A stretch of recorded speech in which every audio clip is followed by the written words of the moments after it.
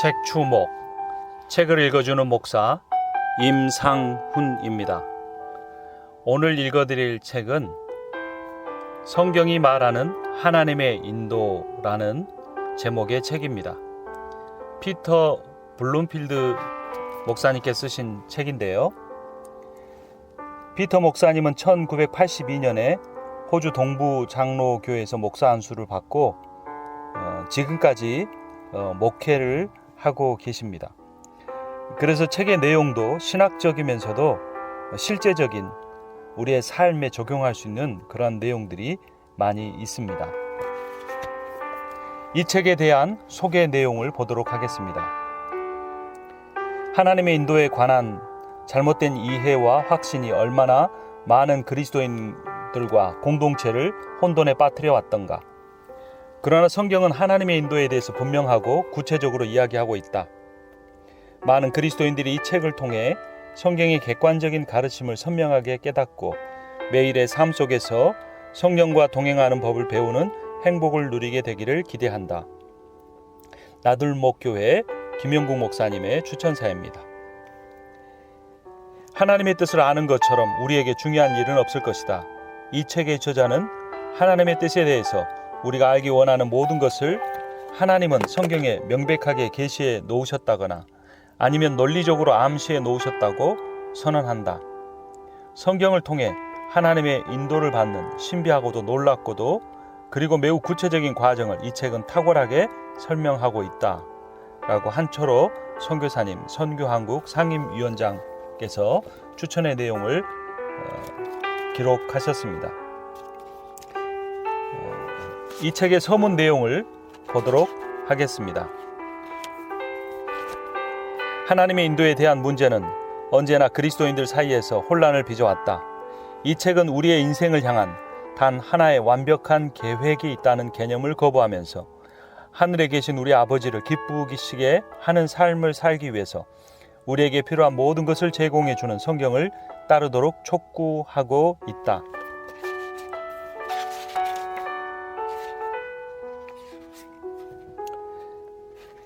책의 목차입니다. 1장 어떻게 하나님의 뜻을 알 수 있는가? 2장 하나님은 우리를 어떻게 인도하시는가? 3장 좋은 결정 내리기. 4장 하나님은 이메일을 보내지 않으신다. 5장 결정 또 결정. 6장 이 느낌 끝내줘요. 7장 성경은 어떤 책인가? 8장 하나님께서는 완전하게 다 말씀하셨다.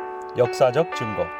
9장 하나님께서는 완전하게 다 말씀하셨다. 성경적 증거.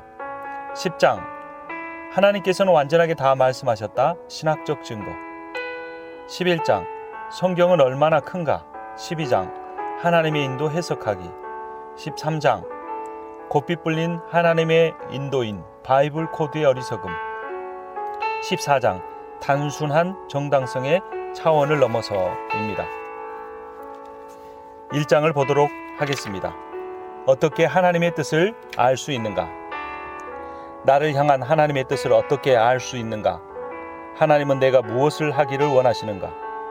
여호와는 나의 목자시니 쉴 만한 물가로 인도하시는도다. 그렇다. 하나님은 나를 인도하신다. 하지만 하나님의 인도를 어떻게 알아볼 수 있단 말인가?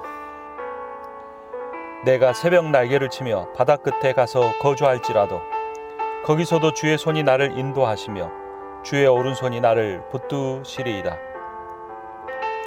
하지만 우리가 로그인만 하면 하늘에서 정기적으로 업데이트를 받을 수 있는 대화방을 개설해 놓으신 것은 아니다.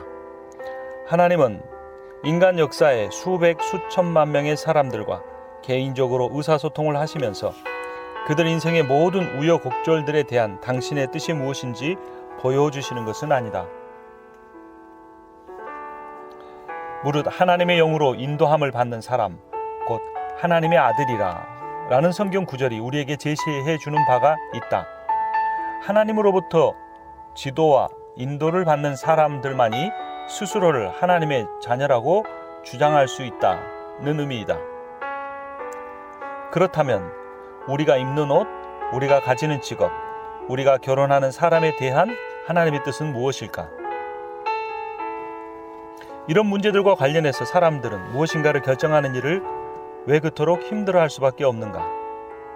그 이유는 사람들이 하나님의 뜻에 대해서 잘못된 기대를 갖고 있기 때문이다. 이 잘못된 관점은 내 인생을 향한 하나님의 완벽한 계획이라고 하는 개념을 갖는 데서 시작한다. 이러한 개념을 가지고 있을 경우 하나님의 인도란 하나님의 뜻과 계획을 찾아내는 일이 되어버린다. 여기에는 하나님의 뜻에는 오직 한 가지 결과만이 있다고 생각하는 것이다. 그래서 그리스도인이 하나님의 뜻 발견하기라는 수수께끼를 풀려고 애쓰는 형사가 되어버리는 것이다. 그러나 내 인생의 구원을 향한, 내 인생의 세부적인 일들을 향한 하나님의 완벽한 계획이라는 것은 없다. 예를 들어보자. 하나님은 오늘 아침에 당신이 무엇을 먹기 원하시는가? 스테이크인가? 숲인가? 아니면 된장국인가? 성경은 그런 식으로 말하지 않는다. 하나님의 뜻은 동그라미 안에 찍혀있는 자그마한 점이 아니다. 오히려 하나님의 뜻은 여러 가지가 가능한 거대한 강과 같다.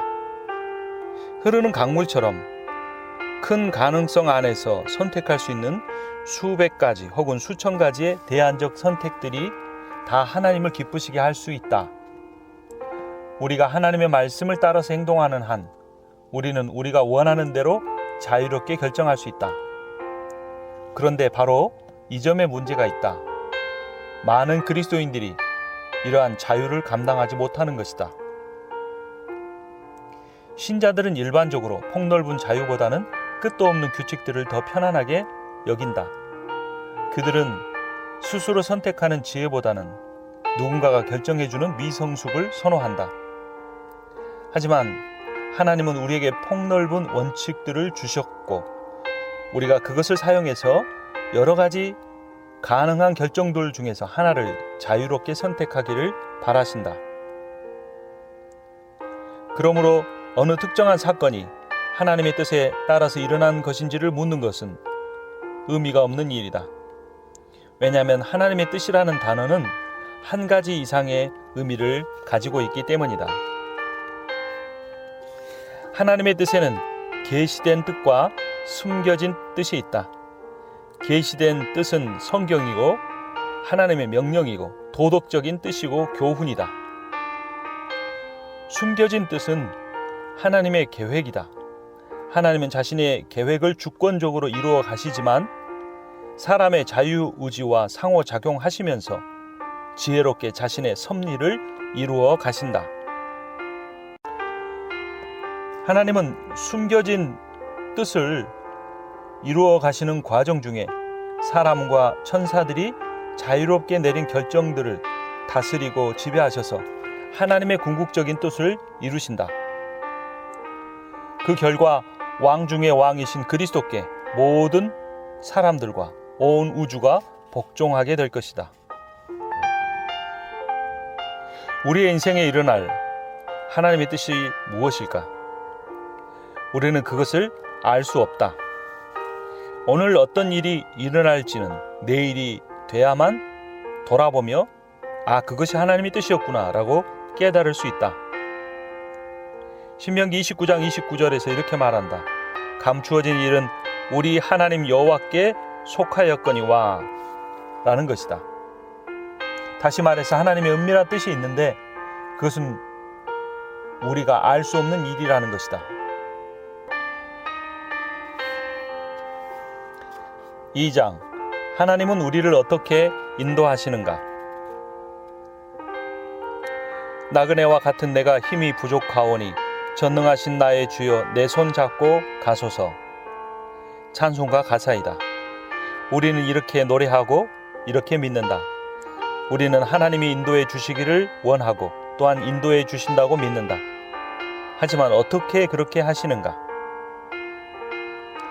하나님의 계시된 뜻은 즉 성경의 내용은 겉으로 드러나는 인도이다.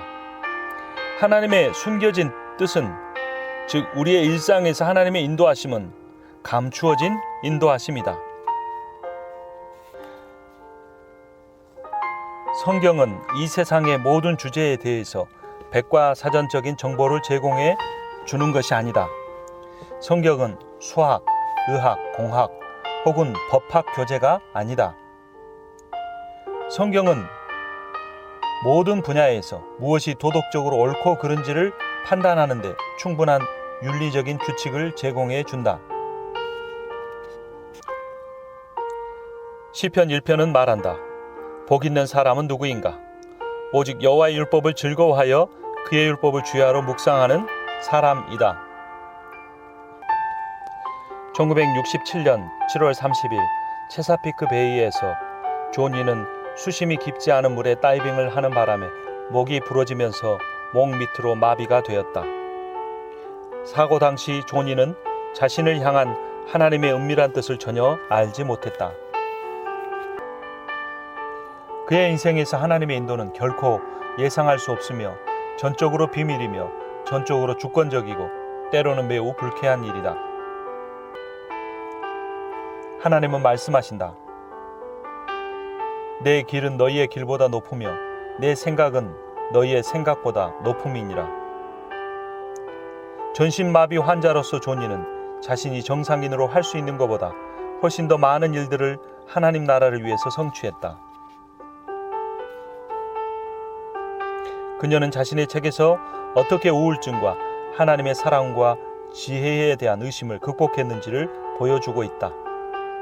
그녀의 이야기는 하나님의 은혜를 보여주는 복음적 승리의 이야기이다.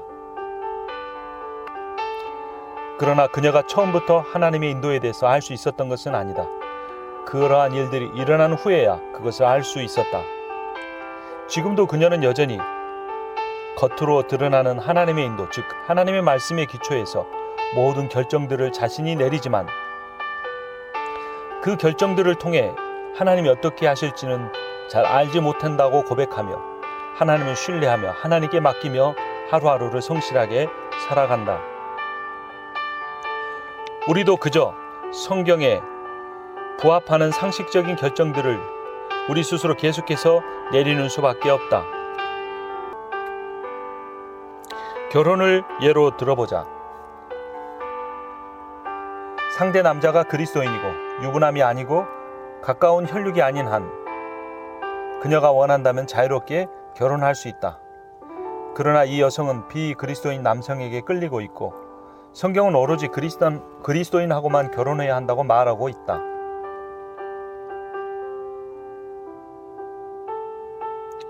그녀는 이 말씀을 알면서도 하나님께 불순종하고 믿지 않은 사람과 결혼한 다른 그리스도인 여성을 그녀는 알고 있다. 그런데 하나님께서 은혜롭게도 그 남자도 회심시켜 주셨다. 그 남편이 그리스도를 믿게 되었고 이제는 두 사람이 모두 진정한 신자가 된 것이다.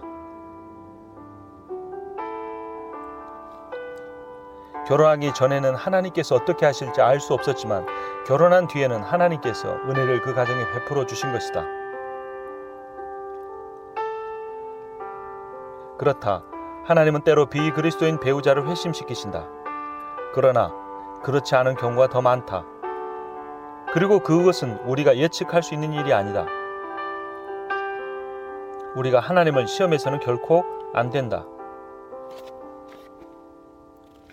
우리는 자유롭게 선택할 수 있다. 상식을 가지고 여러 가지 안들을 저울질해 본 후에 택한 것을 행동으로 옮기라. 그러나 기억하라. 우리는 또한 하나님의 인도를 받아야 한다. 하나님은 자신의 지혜로운 목적들이 성취되도록 일하고 계신다. 우리는 그것을 감지할 수도 밝혀낼 수도 없지만 그것을 신뢰할 수는 있다. 그토록 놀랍게 그리고 은혜롭게 공급하시고 인도하시는 하나님께 복이 있도다. 3장 좋은 결정 내리기. 하나님께서는 우리가 내리는 모든 결정이 하나님이 성경에서 명백하게 말씀하셨다거나 논리적으로 암시하신 모든 내용을 상식적으로 적용한 것이기를 바라신다.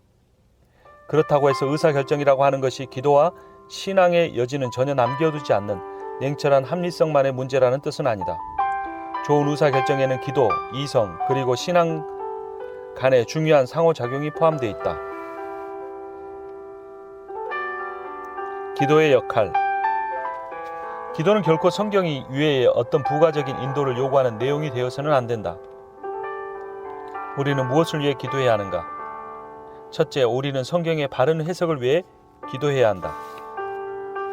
둘째, 우리는 결정을 내려야 하는 모든 상황들을 정확하게 평가하는 데에 필요한 지혜와 분별력을 위해서 기도한다. 셋째, 우리는 성경에 복종할 수 있는 겸손과 영적 훈련을 위해서 기도해야 한다. 넷째, 우리는 하나님의 주권적인 권리를 우리가 인정하게 해달라고 기도해야 한다. 나의 뜻이 아니라 아버지의 뜻이 이루어지게 하소서라고 기도해야 한다. 이성의 역할. 이성이란 합리적인 사고, 하나님이 주신 상식을 의미한다. 어떤 사람은 이성을 최소화해야 한다고 말한다. 이와 같은 형태의 기독교는 아픈 사람에게 약을 내다 버리라, 약이나 의사는 필요 없다, 믿음이면 충분하다, 속죄하면 치유가 있다 라고 말한다. 반대의 극단적인 관점은 이성을 최대화한다. 이성으로 증명될 수 없는 것은 모두 가짜라고 여긴다. 그리스도의 동정녀 탄생, 죽음에서의 부활, 그리고 기적과 같은 명백한 성경의 진실들을 부인하게 만든다. 우리는 이성과 신앙을 조화시켜야 한다. 그러기 위해서 몇 가지 원칙이 필요하다. 첫째, 이성은 성경을 현명하게 사용한다. 성경은 해석되어야 하는 책이다. 이를 위해서 성경의 문법적, 역사적, 문학적, 그리고 문맥적 요소를 고려해야 한다. 이성을 제대로 사용하면 성경 전체와 체계적으로 조화를 이루는 해석들을 얻어낼 수 있고 그 해석들을 따라 우리의 삶을 결정할 수 있다. 둘째, 이성은 자유를 제대로 다룬다. 합법적인 선택 대상이 수백만 개이기 때문에 의사결정에는 이성이 주도적인 역할을 할 것이다. 이와 같은 결정은 옳고 그름의 문제가 아니라 좋고 더 낫고의 문제이다. 하나님께서 우리에게 수백 가지 중에 여러 개의 선택을 허용해 주셨을 때 우리는 이성을 통해 가장 합리적인 더 좋은 것을 결정하는 것이다. 조금 덜 좋은 것을 결정했다고 잘못된 것은 아니다. 신앙의 역할. 신앙이란 신뢰, 믿음 혹은 확신을 말한다. 신앙은 의사결정에서 매우 중요한 역할을 한다. 우리는 성경이 하나님의 오류 없는 말씀이라고 하는 신앙을 가져야 한다. 우리는 하나님이 모든 것을 주관하신다는 신앙을 가져야 한다. 올바른 길은 거칠고 힘든 길일 수도 있다. 그러나 그것이 올바른 길인 한 우리는 계속해서 그 길을 가야 한다. 기독교인으로서의 삶은 손쉬운 인생이 아니다. 하나님 나라의 유익을 구한다고 해서 우리에게 아무런 문제도 생기지 않는 것이 아니다. 우리가 좋은 결정을 내린다고 해서 사탄이 백기를 흔들며 나와 항복하는 것이 아니다. 올바른 길이라고 해서 그 길을 선택하는데 신념과 확신을 갖게 될 것이라고 생각하는 것도 잘못이다. 어떤 사람들은 이와 같은 평안과 확신의 마음이 들지 않는 한 그 결정은 아직 때이른 것이며 계속해서 기도하며 기다려야 한다고 생각한다. 그러나 사실은 그렇지 않다. 어떤 때는 성경이 그 결정에 대해서 아무런 확신도 주지 않기 때문에 어려운 것이다. 하나님을 교통경찰처럼 생각해서 하나님이 정확하게 어디에서 유턴하고 어디에서 멈추고 어디로 가야 할지를 지시해 주는 분인 양 생각하는 것은 오류이다. 그러나 신앙은 하나님께서 우리의 길을 곱게 하심으로써 모든 궁극적인 해를 없애주실 것을 안다. 우리의 최선의 결정도 불완전하지만 하나님께서 당신의 영광을 위해서 그리고 우리의 성화를 위해서 그것을 좋게 사용하실 것이다. 우리의 지혜롭지 못한 결정들, 성급하고 무지한 결정들까지도 하나님의 주권적인 뜻과 섭리 속에서, 인도 속에서 바른 길로 이끌어질 수 있다. 4장, 하나님은 이메일을 보내지 않으신다.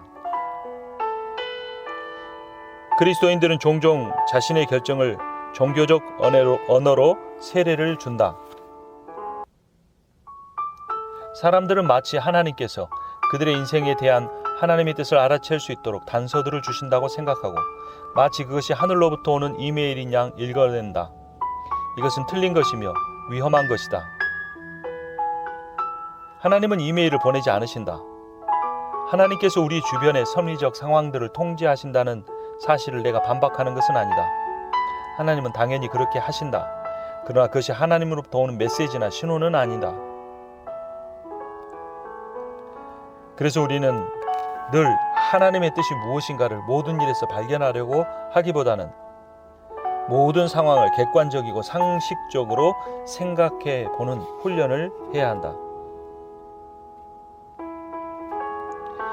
한 예를 들어보자. 어느 교회 교인들의 숫자가 늘어나자 그 교회는 고민하고 있었다.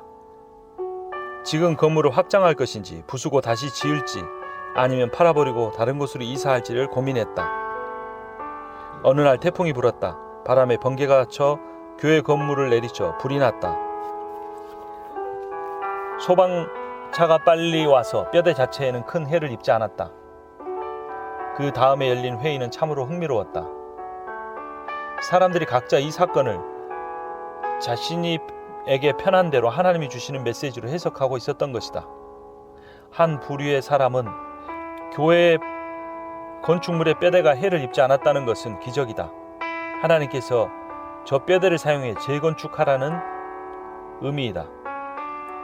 다른 사람들은 하나님이 시작하신 일을 우리가 끝내야 한다. 저 뼈대를 무너뜨려버리고 더 나은 건물을 지으라는 하나님의 뜻이다라고 말했다. 세 번째 부류의 사람들은 하나님께서 불을 주신 것은 심판을 의미한다. 우리는 심판의 자리인 이곳을 팔고 떠나 다른 곳에 이사를 가야 한다. 이것이 하나님의 뜻이다라고 말했다. 넷째 부류의 사람은 하나님은 우리의 건물을 무너뜨림으로써 우리의 교회관이 잘못됐다는 것을 가르쳐 주셨다. 건물 문제는 잊어버리고 성경에 대해서 진지하게 생각해야 한다. 이제 학교 강당이나 시청 강당에서 모이라고 하나님이 말씀하신 것이다. 이들은 모두 일상적인 사건에 종교적인 의미를 부여함으로써 그것을 신성시하는 실수를 저질렀다. 우리의 일상에서 일어난 사건들은 하나님의 뜻을 알려주는 단서가 아니다. 그것은 단지 사건일 뿐이다. 물론 그 사건에 하나님의 섭리가 있지만 우리는 그 섭리를 발견하려고 하기보다 상식적이고 이성적으로 성경적으로 행동하면 하나님이 우리가 어떤 결정을 내리든 옳은 길로 인도해 주신다. 우리는 하나님의 뜻이나 하나님의 비밀을 알 권한이 없다. 알 수도 없다. 이 진실을 외면하면 우리는 쓸데없이 사람들에게 상처를 주게 될 수 있다. 어떤 그리스도인은 가뭄과 산불이 죄 많은 민족에 대한 하나님의 심판이라고 주제하지 않고 단언한다. 그렇다면 왜 농부들과 시골에 사는 사람들이 가장 고통을 받는단 말인가? 예수님께서 실로암에서 탑이 무너지는 바람에 사고로 18명이 죽은 사건에 대해서 언급하셨다. 당시 사람들은 이 사건을 하나님의 심판으로 해석했다. 그때 죽은 사람들이 다른 사람들보다 더 죄인이라고 생각했다. 하지만 예수님께서 이렇게 말씀하셨다. 너희에게 이르노니 아니라 너희도 만일 회개하지 아니하면 다 이와 같이 망하리라. 예수님께서는 망대가 무너져 죽은 사람들이 특별히 더 죄를 지은 것이 아니라고 말씀하셨다. 그러한 불의의 사고를 당하지 않더라도 회개하지 않으면 우리는 그들보다 더 큰 심판을 받을 수 있다고 주님께서 가르쳐 주신 것이다. 일상의 사건들을 통해서 하나님의 뜻을 알아낼 수 있다고 가정하지 마라. 하나님의 활동을 우리는 다 이해할 수 없다. 인생에서 일어나는 사건들에서 하늘의 단서를 읽어내는 것은 매우 위험한 일이다. 그저 자신이 해야 하는 일을 하라. 아침에 씨를 뿌리는 것이 우리가 해야 할 일이다. 그것을 가지고 하나님이 무엇을 하실지 우리는 알지 못한다. 그 씨가 열매를 맺을 수도 있고 맺지 못할 수도 있다. 이것이 잘 될지 저것이 잘 될지 우리는 알지 못한다. 일상의 섭리가 가지는 신비는 여전히 신비로 남아있다. 하나님은 이메일을 보내지 않으신다. 그러므로 우리는 이메일을 기다릴 것이 아니라 우리에게 주어진 일상을 성실하게 감당하면 된다. 주님, 만약에 주님께서 제가 A라고 하는 계획을 실행하기 원하신다면 주님의 뜻을 보여주는 특별한 사건이 일어나게 해주십시오. 그때 우리는 기드온의 양털 사건을 가지고 적용한다. 그게 하나님의 뜻이라면 오후 6시 이전에 전화벨이 울리게 해주세요. 이번 주말에 옛 친구가 저를 방문하게 해주세요. 혹은 라디오에서 제가 좋아하는 찬송가가 흘러나오게 해주세요. 라는 식으로 하나님 앞에 하나님의 뜻을 가르쳐주는 일이 일어나게 해달라고 기도한다.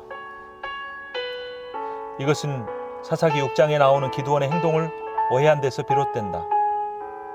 기드온은 하나님을 시험해서는 안 되었다. 그것은 좋은 예, 따라야 할 예가 아니었다. 양털 인도는 이기심과 섣부른 가정을 조장한다. 만약 두 명의 그리스도인이 서로 반대되는 신호를 구한다면 어떻게 되겠는가? 한 사람은 비가 내리는 것을 통해 하나님의 뜻을 구하고 다른 사람은 오늘 비가 내리지 않는 상황을 통해 하나님의 뜻을 분별하려고 한다면 하나님은 도대체 어떤 결정을 내리셔야 하는가? 이런 처량하고도 미성숙한 일들을 이제 그만두자.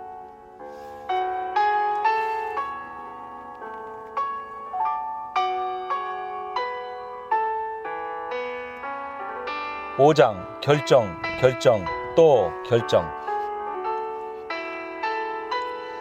자신이 믿고 싶은 것을 상상하고는 그것이 마치 단순한 환상이 아니라 사실인 양 행동하지 마라.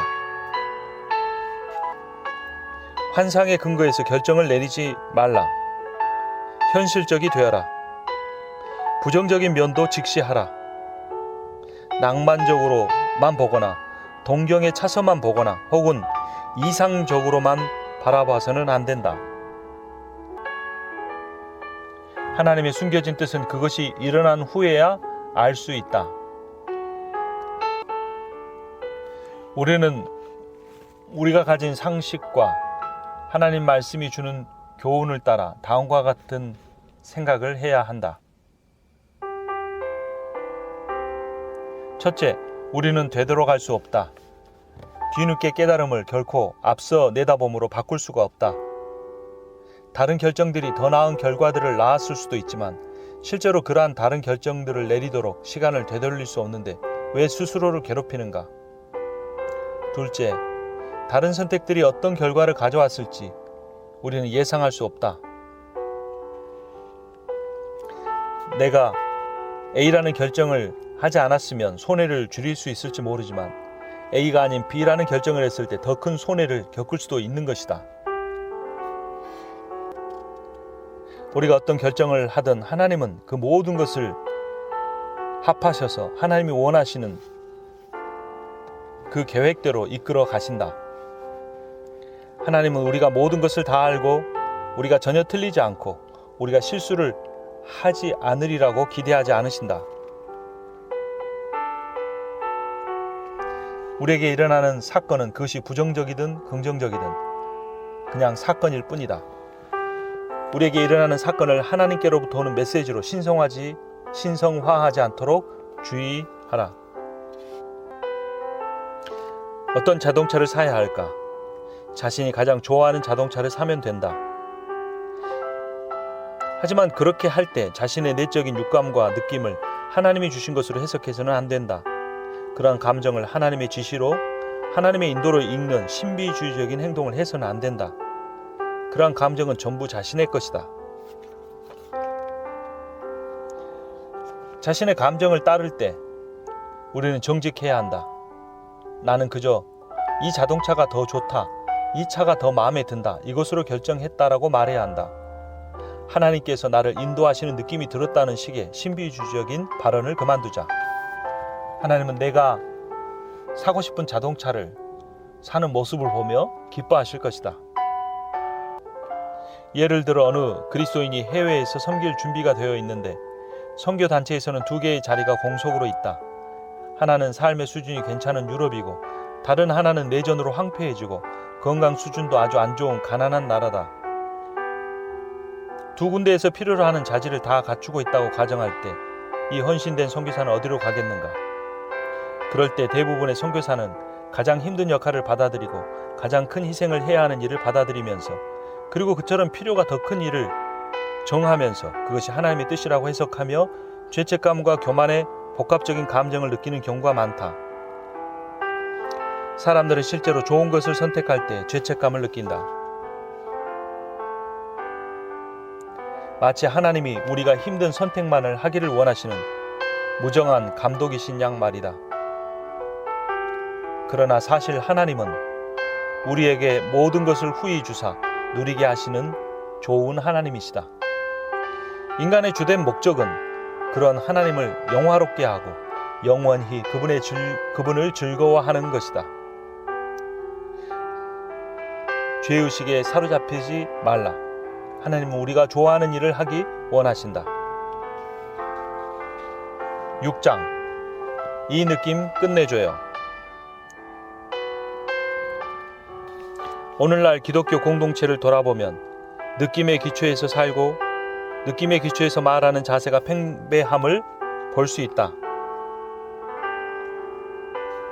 성경의 원래 저자들과 관련해서 성령의 하시는 사역을 영감, 인스파레이션이라고 부른다. 인간 저자들이 오류를 범하지 않도록 성령께서 성경 본문을 기록하는 전체 과정을 감독하시고 보호하셨다. 하지만 말씀을 읽는 독자로서 우리와 관련해서는 성령이 하시는 사역을 조명, 일루미네이션이라고 부른다.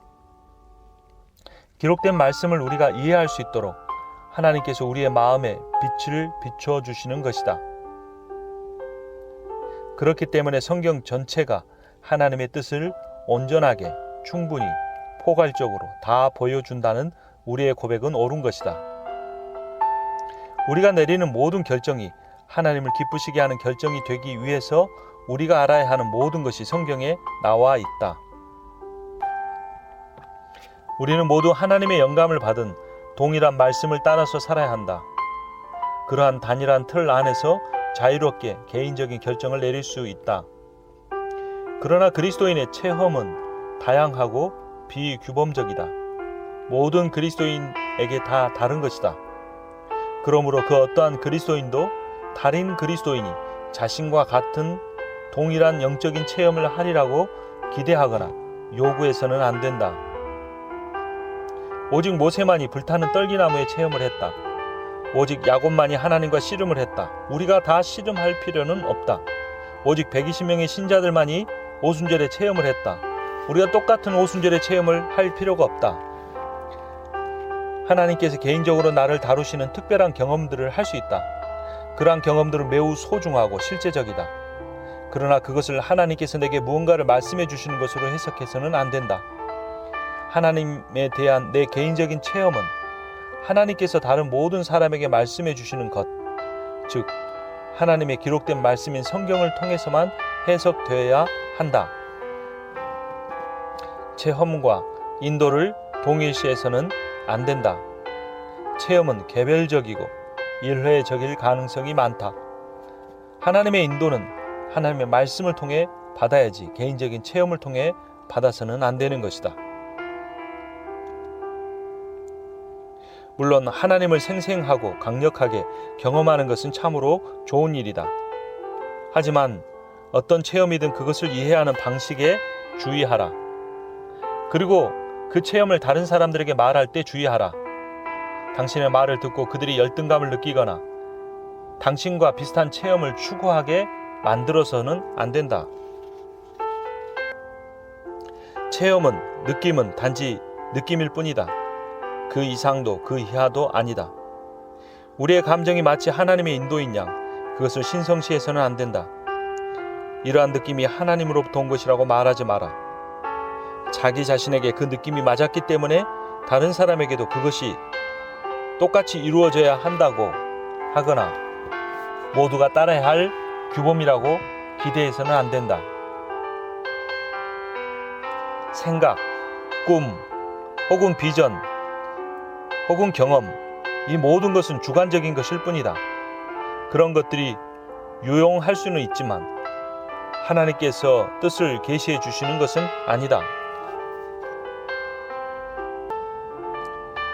어떤 사람들은 거룩한 결정에는 하나님으로 인한 화평이 항상 따라온다고 가정한다. 그러나 그렇지 않다. 하나님이 주시는 화평은 있기도 하고 없기도 하는 것이 아니다. 그것은 어떤 감정이 아니다. 우리가 어떤 그 의사결정을 하는 것과 아무런 상관이 없다. 하나님과의 화평을 누린다는 것은 정죄로부터 벗어났다는 뜻이다. 하나님과의 화평은 예수 그리스도의 복음 사역을 통해서 이루어진 것이지, 우리가 어떤 일을 선택할 때 무엇을 선택하느냐에 따라 주어지는 것이 아니다.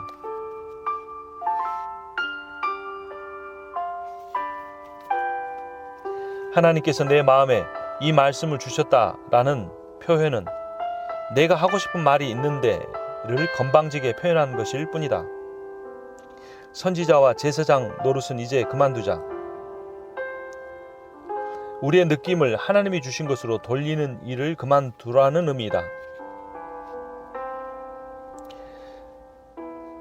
만약에 누군가 강렬한 느낌을 갖는다면 그는 정직하게 나의 강렬한 개인적인 감정은 이렇다라고 말해야 한다. 그렇게 하면 다른 사람들도 자유롭게 다른 의견을 낼 수 있다.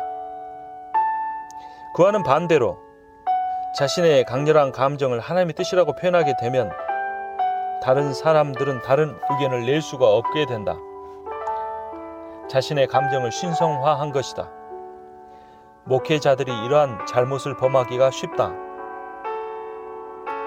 그러나 우리의 강렬한 감정이나 느낌이나 체험은 하나님의 인도의 방법이 아니다. 오직 성경만이 우리를 인도하시는 하나님의 음성이다. 성경을 기초해 여러 사람들의 감정이나 느낌이나 상식적인 판단을 고려하여 좋은 결정을 내리면 된다. 7장. 성경은 어떤 책인가? 성경의 내용이 가진 주제를 우리가 깨닫고 그것을 기준으로 선택하면 우리는 바른 결정을 내릴 수 있다. 일반 계시는 하나님을 계시하기에 충분하며 사람들로 하여금 하나님은 영원한 능력을 가지고 계시며 무한하시고 유일무이하시다는 결론을 내리게 만든다. 그것은 사람들로 하여금 하나님을 사랑해야 하고 자신의 마음과 양심에 새겨진 하나님의 도덕법을 따라서 살아야 한다는 것을 깨닫게 하기에 충분한 것이다. 그렇기 때문에 일반 계시는 인간을 정죄하고 핑계하지 못하게 한다. 그러므로 일반 계시만으로는 죄인들이 구원받을 수가 없다. 하나님은 자비롭게도 구원의 길을 보여주는 또 다른 계시, 즉 특별 계시를 주셨다. 성경 66권이 구속에 대한 유일무이한 계시이다. 이 특별 계시는 끝났다. 66권의 정경이 완성되었다. 이 말은 하나님이 이제는 더 이상 환상이나 꿈이나 현현이나 천사들을 통해서 말씀하지 않으신다는 의미이다. 완성된 계시를 통해 말씀하신다.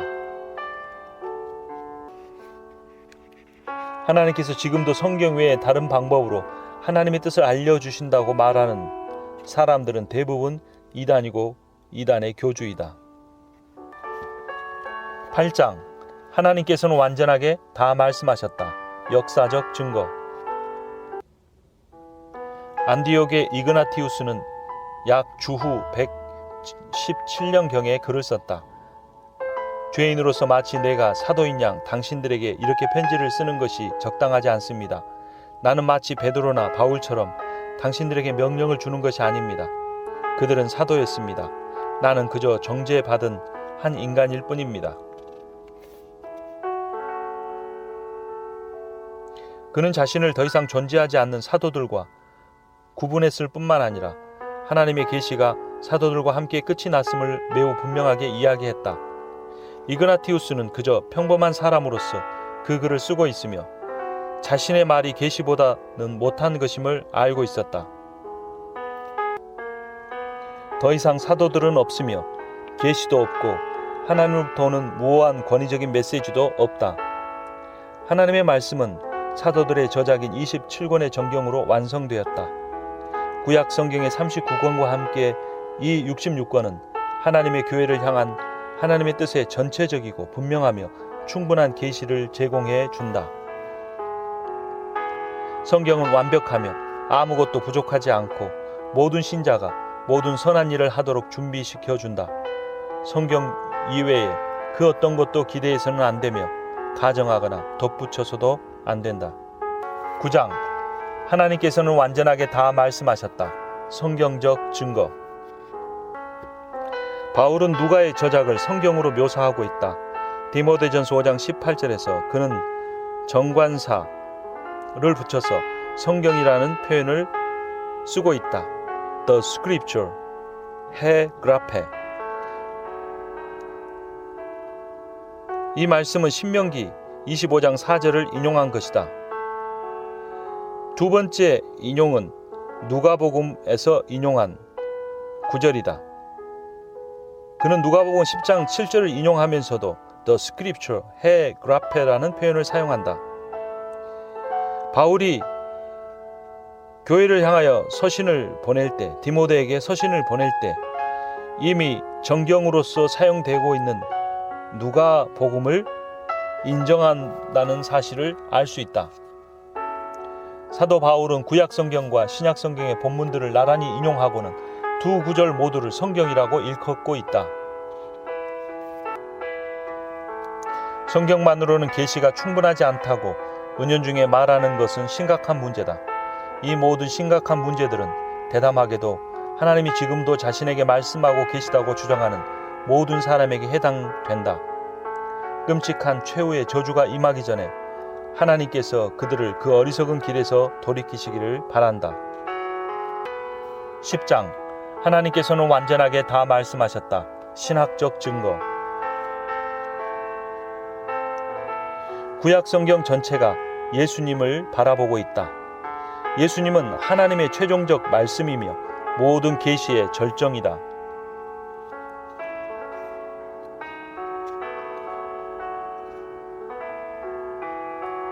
하나님은 하나님 자신과 자신의 뜻에 대한 계시가 전부 문자로 기록되게 하셨다. 성경이 기록될 당시에는 계시가 구두의 형태와 문자의 형태로 모두 존재했다. 하나님이 모세에게 하신 말씀을 선지자들이 반복하고 확장시키고 적용했다. 하지만 시간이 흐르면서 불가피하게 생기는 문제를 해결해야만 했다. 시간이 지나면서 구두 계시를 안전하게 보존하는 일이 갈수록 더 힘들어진 반면에 교회는 갈수록 더 많은 확실성을 필요로 했다. 인간의 부패 이외에도 끊임없는 사탄과 이 세상의 악함 때문에 하나님이 교회가 알고 가르치기를 원하셨던 모든 것을 확실하고 분명하게 기술해 놓은 것이 꼭 필요하게 되었다. 그래서 하나님은 하나님의 지혜로 그것이 모두 전부 문자로 기록되게 하셨다. 말로 계시된 모든 내용이 다 문자로 보존될 필요는 없었다. 신약 성경에 기록된 것보다 예수님은 더 많은 말씀을 하셨다. 하나님께서는 그 모든 말씀 중에 보존하기를 원하셨던 내용만 문자로 기록하게 하신 것이다. 그럼에도 불구하고 말로 계시된 모든 진리는 본질적으로 결코 손실되지 않았다. 계시의 모든 단어 하나하나가 안전하게 잘 보존되었다. 그리고 역사적으로 모든 종류의 성경적 주제에 대해서 상당한 분량의 연구가 이루어졌다. 하나님께서 성경 안에 완전하게 다 말씀하셨다는 사실에 대해 확신하라. 성령의 새로운 계시에 의해서든 인간의 전통에 의해서든 그 어떠한 것도 그 어느 때든 성경 위에 덧붙여져서는 안 된다. 11장 성경은 얼마나 큰가? 성경을 깊이 묵상하다 보면 성경의 무한한 넓이를 발견하게 된다. 성경에는 수만 가지 인생의 길에 대한 논리적인 함의들이 담겨 있다. 성경이 제공해주는 하나님의 인도에는 측량할 수 있는 한계가 없다. 정경이란 규칙, 기준 혹은 목록을 의미한다. 성경적 정경이란 진정한 성경으로 인정받는 책들의 목록이다. 성경의 목록에 어떤 책이 들어가게 되는 유일한 합법적인 이유는 그것이 가지고 있는 신적 권위 때문이었다. 교회가 66권을 정한 것이 아니다. 교회는 그저 하나님이 해놓으신 일을 알아보았을 뿐이다. 각각의 영감받은 책의 권위는 이미 그 책 자체에 있었다. 교회가 정경의 권위를 부여한 것이 아니라 교회는 정경의 권위를 알아보았을 뿐이다. 2세기 중반에 마리키온이라고 하는 이단은 신약성경의 절반 이상을 배제시키고 11권의 책만 받아들였다. 반대로 몬타누스 주의는 열린 정경을 원했다. 27권의 정경 외에 여러 가지 책들을 정경으로 받아들이기를 주장했다. 구약 성경에 대해서는 심각한 문제가 제기된 적이 없었다. 왜냐하면 예수님과 사도들이 37권의 히브리 정경을 모두 사용하고 인정했기 때문이다. 66권 성경의 마지막 책이 주후 96년경이 되어서야 비로소 기록되었다. 주후 140년 무렵부터 최소한 70%의 신약 성경이 이미 권위 있는 성경으로 사용되었다. 그로부터 80년 후에는 91%의 신약 성경이 논쟁의 여지 없이 교회 전체에서 완전한 권위를 지닌 책으로 사용되었다. 그리고 주후 397년 북아프리카의 카르타고에서 66권의 책을 하나님의 계시의 말씀인 정경으로 인정했다. 성경은 보충이나 갱신이 필요하지 않다. 우리는 성경을 읽고 믿기만 해야 하는 것이 아니라 또한 주야로 그것을 묵상하면서 성경의 이런저런 내용에 대해서 철저하게 생각을 해야 한다. 성경은 얼마나 큰가? 우리가 상상할 수 없을 만큼 매우 크다. 기록된 말씀이 암시하는 모든 논리적인 결론들도 다 포함한다. 12장 하나님의 인도 해석하기. 성경의 어느 한 부분에서 하나님이 가르치시는 것이 성경의 또 다른 부분에서 말씀하시는 것과 모순될 수가 없다. 하나님의 인도의 각 부분은 전체와 조화를 이루기 때문이다. 이것을 신앙의 유추라고 한다. 성경 해석의 무한 규칙은 성경 그 자체다. 성경에 나오는 그 어떤 본문에 대해서든 그것의 진정하고도 온전한 의미에 대해서 의문이 있다면 그 본문보다 좀 더 분명하게 이야기하고 있는 다른 본문들에서 그 의미를 알아낼 수 있다. 성경은 합리적인 통일성을 확고히 갖고 있다. 성경의 어떠한 부분, 어떠한 절, 어떠한 문단을 해석하든 그것은 다른 부분과 모순되지 않는다. 그러므로 성경 해석의 무오한 규칙은 성경 그 자체다. 성경이 스스로를 해석한다. 무오한 성경 본문을 해석할 때 우리는 그 성경을 문법적으로 보고 역사적으로 보고 문학적으로 보아야 한다. 진리의 말씀을 올바르게 나누어 주려면 제대로 공부해야 한다. 물론 훈련받지 않는 사람도 해석의 통상적인 방법들을 제대로 사용하면 죄와 구원에 대한 성경의 핵심적인 가르침을 이해할 수 있다. 하지만 그 성경을 가르치기 위해서는 전문적인 훈련을 받아야 한다.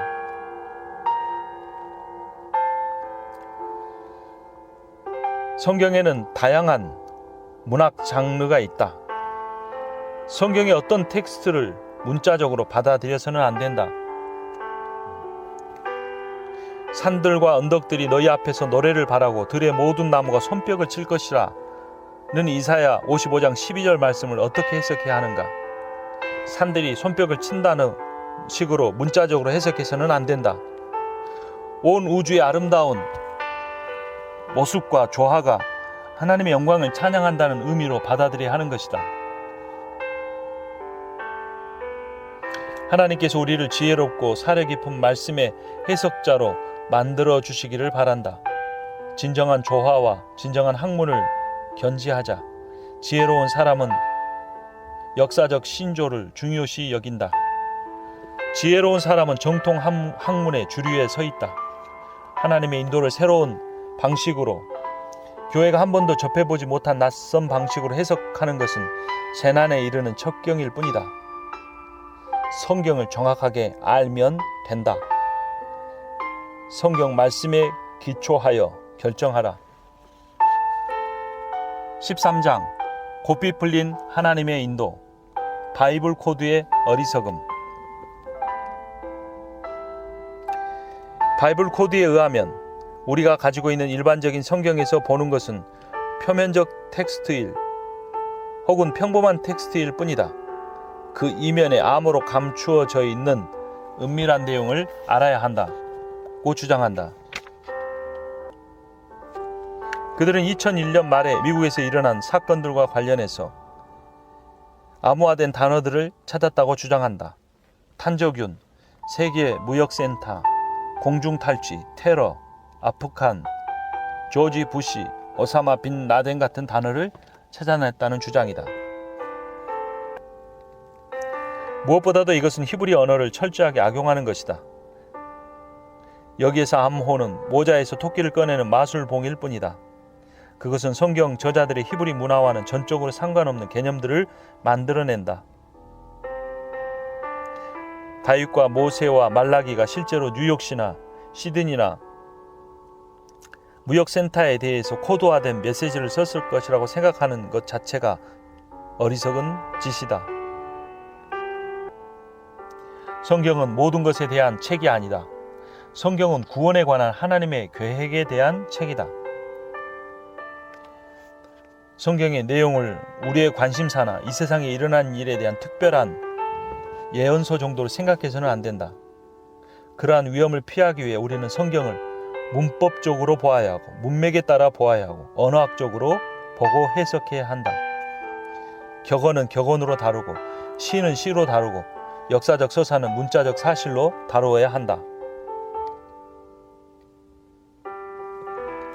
14장 단순한 정당성의 차원을 넘어서 모든 것이 내게 가하나 다 유익한 것이 아니요 모든 것이 내게 가하나 내가 무엇에든지 얽매이지 아니하리라. 바울은 고린도전서 6장 12절에서 고백했다.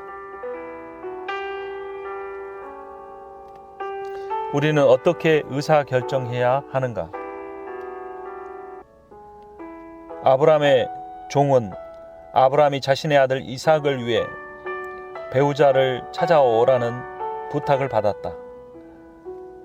그는 아브라함의 고향에 가서 이렇게 기도했다.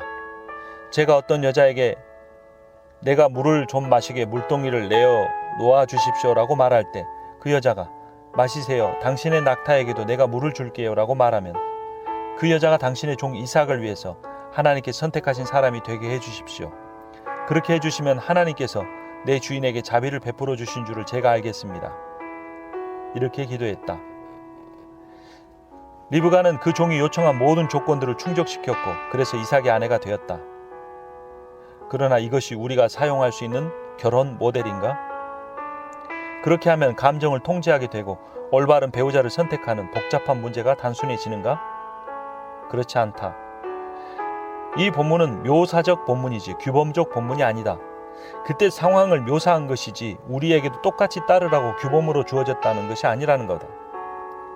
일상적이지 않는 특별한 섭리를 묘사하고 있는 것이지 일반적인 결혼의 상황을 규정하는 것이 아니다. 오늘날 결혼 상대를 선택하는 데 있어서 하나님의 사자의 도움을 받아야 하는 것은 아니다. 하나님은 성경 본문에 대한 새로운 통찰을 주심으로써 우리의 내적 자아를 새롭게 하실 수도 있고 혹은 하나님의 섭리의 행위를 통해서 그렇게 하실 수도 있다. 하지만 하나님은 또한 우리의 영혼에 직접 증거를 하시면서 우리가 하나님의 자녀임을 확인시켜 주실 수도 있다. 하나님께서 이러한 주관적인 사역을 하시는 방법을 우리가 미리 알려고 하거나 제한하려고 하는 것은 지혜롭지 못하다. 우리는 오직 성경이라는 원칙으로 돌아와야 한다. 교회 안의 성경교사가 그래서 중요하다. 그는 신학 공부를 잘 해낼 수 있는 충분한 학문적인 능력을 가지고 있어야 한다. 물론 모든 그리스도인이 하나님을 섬기라는 똑같은 부름을 받았고 누가 더 낫거나 더 못한 경우가 없다. 교회가 알맞은 자질이 있는 사람을 강단으로 부를 수 있고 또한 교회가 그를 강단에서 내려오게 해서 교수직이나 선교이사회로 보낼 수도 있다. 하지만 그 어떠한 경우든 이것을 교회의 부름이라고 정확하게 표현해야 한다. 이것이 성경적 자유의 영역 안에 있는 일이므로 거룩한 부름인 것은 사실이다. 그러나 또한 자녀를 양육하는 그리스도인 어머니의 일도 거룩하며 그리스도인의 순교까지도 거룩하다. 우리가 왕이신 하나님을 섬기면서 복잡한 경우가 많은 좋은 의사결정의 임무를 직면할 때 하나님께서 우리로 하여금 성경적인 기도와 이성과 신앙과 지혜와 형제의 사랑과 겸손 그리고 자기 부인을 실천하게 해주시기를 바란다.